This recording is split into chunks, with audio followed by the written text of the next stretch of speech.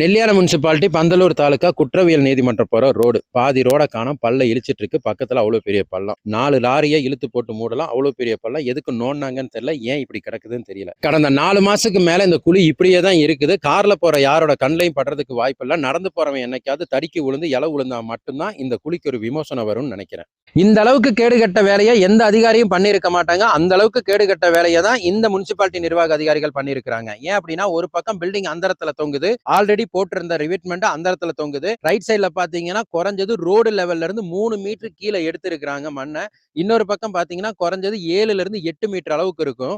ஒரு நிலச்சரிவு ஏற்படக்கூடிய இந்த பகுதியில இந்த அளவுக்கு அபாயகரமா டேஞ்சரா மண்ணை எடுத்து வச்சிருக்காங்கன்னா அப்ப எந்த அளவுக்கு அவங்களுக்கு அப்படின்றத கொஞ்சம் யோசனை பண்ணி பாருங்க. இந்த அளவுக்கு இவங்க பண்ணிட்டு இந்த வேலையை முழுசா முடிச்சிருந்தாங்கன்னா எந்த விதமான கேள்வியும் வரப்போறது இல்ல. இந்த இடத்துல எதுக்கு இவ்வளவு பெரிய குழியை நோண்டி போட்டிருக்கீங்க அப்படின்னு முனிசிபாலிட்டி நிர்வாகத்திட்ட கேட்கும்போது அவங்க சொன்ன பதில் என்னன்னா, சில வருஷங்களுக்கு முன்னாடி இந்த இடத்துல கவர்மெண்ட்டுக்கு சொந்தமான ஒரு பில்டிங் கட்டுறதுக்காக குழி நோண்டப்பட்டதா சொல்றாங்க. குறைஞ்சது 5 கோடி மதிப்பிலான ஒரு பில்டிங் தான் இங்க கட்டப்பட இருந்தது. அந்த பில்டிங் இப்ப கட்டப்படாம இருக்கிறதுக்கான காரணம் முனிசிபாலிட்டி கமிஷனரும் இந்த பில்டிங்கை கான்ட்ராக்டருக்கும் நடுவிலான பர்சனல் பெனிஃபிட்ஸ் சம்பந்தப்பட்ட பிரச்சனையினால நீண்ட காலமா இந்த வேலை செய்யப்படாம இருந்ததுனால இது கேன்சல் ஆனதா சொல்லப்படுது. இந்த முனிசிபாலிட்டி கமிஷனர் மேல ஏகப்பட்ட கம்ப்ளைண்ட்ஸ் இருக்குது. இந்த கம்ப்ளைண்ட்ஸும் அதை உறுதிப்படுத்துற மாதிரி இருக்கு. அதுக்கான காரணம் நேத்து பாத்தீங்கன்னா முனிசிபாலிட்டி சேர்மன் கமிஷனருக்கு எதிராக ஒரு பிரஸ் மீட் கொடுத்திருக்காங்க. அதுல அவங்க சொல்லி இருக்கிற விஷயம் என்னன்னா, எந்த இடத்துலயுமே என்னோட சேர்ந்து அவங்க வேலை செய்யவே கிடையாது.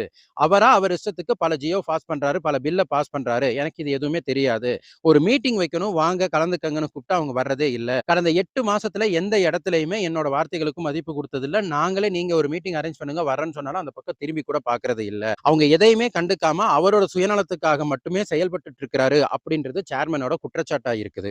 இந்த முனிசிபாலிட்டி நிர்வாகத்துக்கு எதிராகவும் இந்த கமிஷனர் சம்பந்தப்பட்ட சில பிரச்சனைகளையும் நான் பதிவேற்றம் பண்ணி இருந்தாலும் இன்னும் இந்த கமிஷனர் சம்பந்தப்பட்ட பிரச்சனைகள் பேச வேண்டியது ஏகப்பட்டது இருக்குது. இந்த நெல்லியாலம் நகராட்சி மக்கள் கிட்டையா இருக்கட்டும், இல்ல இந்த பந்தலூர் சுற்றுப்புற பகுதியில் வாழக்கூடிய மக்கள்கிட்டயா இருக்கட்டும், இந்த முனிசிபாலிட்டி நிர்வாகத்தை பத்தியும் இந்த முனிசிபாலிட்டி கமிஷனரை பத்தியும் பேசணும்னா காரி துப்பி களி ஊத்துறாங்க. அதுல எந்த மாற்று கருத்துமே கிடையாது. நெல்லியாலம் முனிசிபாலிட்டி சேர்மனோட வீடு இருக்கக்கூடிய பகுதியில ஒரு ரோடு ரொம்ப மோசமா இருக்குது அப்படின்றது சோசியல் மீடியா வாயிலாக அவங்க கவனத்துக்கு கொண்டு போய் சேர்த்திருந்தோம். குறைஞ்சது அந்த ரோடு போட்டு 9 வருஷத்துக்கு மேல ஆச்சு அப்படின்றது அந்த பகுதி மக்களோட குற்றச்சாட்டா இருந்தது. அந்தரோட மறுசீரமைக்க கோரி முனிசிபாலிட்டி சேர்மன் முனிசிபாலிட்டி கமிஷனருக்கு ஒரு கோரிக்கை வச்சிருக்காங்க. அந்த கோரிக்கையை எந்த இடத்துலயும் பரிசீலனை பண்ணாம அந்த ரோடு இப்போதைக்கு முனிசிபாலிட்டி கக்கூசு முனிசிபாலிட்டி நிர்வாகத்தை விட படு கேவலமா நாரி கிடக்கு. நெல்லியாலம் நகராட்சியில மக்களுக்கான வளர்ச்சி பணிகள் எல்லாமே தடையா இருக்கிறதுக்கு ஒரே காரணம் நெல்லியாலம் முனிசிபாலிட்டி கமிஷனர் தான் அப்படின்ற குற்றச்சாட்டு பரவலா மக்கள் மத்தியில பேசக்கூடிய ஒரு விஷயமா இருக்குது.